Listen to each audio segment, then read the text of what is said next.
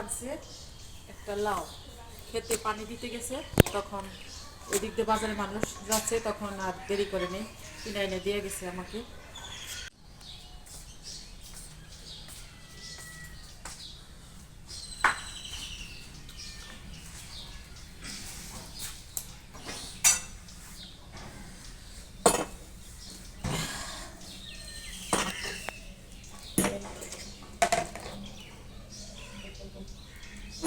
সকাল সকালে পানি দিতে যায়, যখন নিয়ে আসছে পানি দেওয়া হয় নাই, তার আগে আমাকে দিয়ে গেছে, কারণ যদি আমি আবার অন্য সবজি কেটে ফেলি, সে তার পছন্দ মতো শাকটা আমি বেশি পছন্দ করি, যার জন্য এনে দিয়েছে।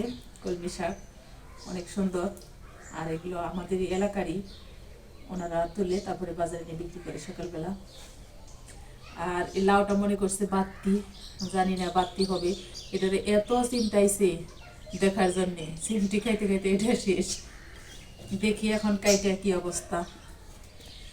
আর পাটির মধ্যে বসে কাটতেছি, এখানে রোদ আছে, ভাবলাম যে রোদে বসে কাটি।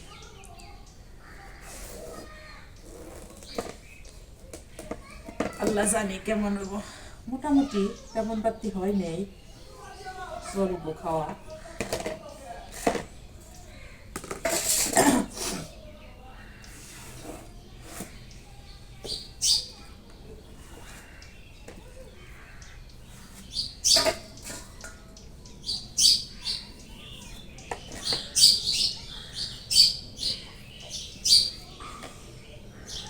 ডাল নাই, যদি ডাল থাকতো তাহলে ডাল দিয়ে রান্না করতাম, মাছ দিয়ে রান্না করবো।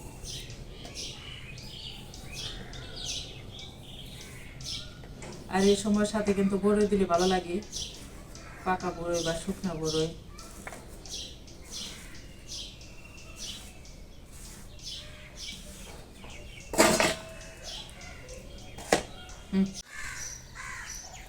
এই শাকের মধ্যে দুই রকম দেখা যাচ্ছে, একটা আছে হেঁচি শাক আর কলমি শাক, যেহেতু ভাজি করবো ভাবলাম দুইটাই দিয়ে দিই। হেঁচি শাকও কিন্তু খেতে ভালো, আমার কাছে ভালো লাগে।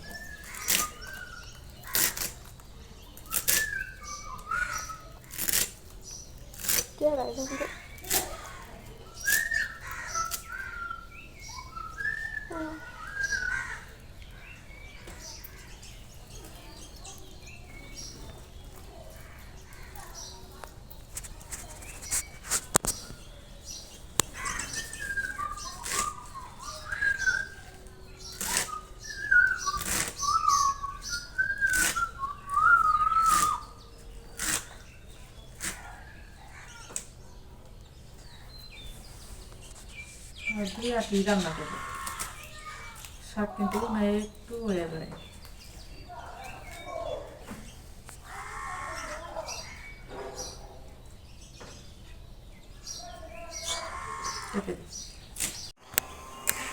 আজকে আমি বুটটা ভুনা করবো, আর তার জন্য এখানে আমি বুটগুলো সিদ্ধ করে নিয়েছি। আজকে আমি কীভাবে বুট ভুনা করি ওটি আপনাদের সাথে শেয়ার করবো।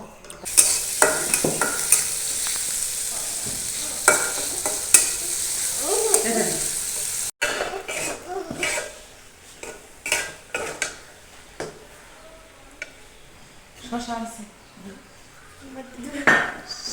চলো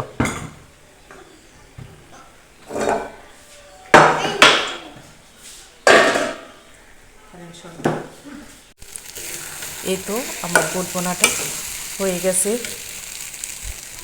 আর অনেক সুন্দর কালার এসেছে।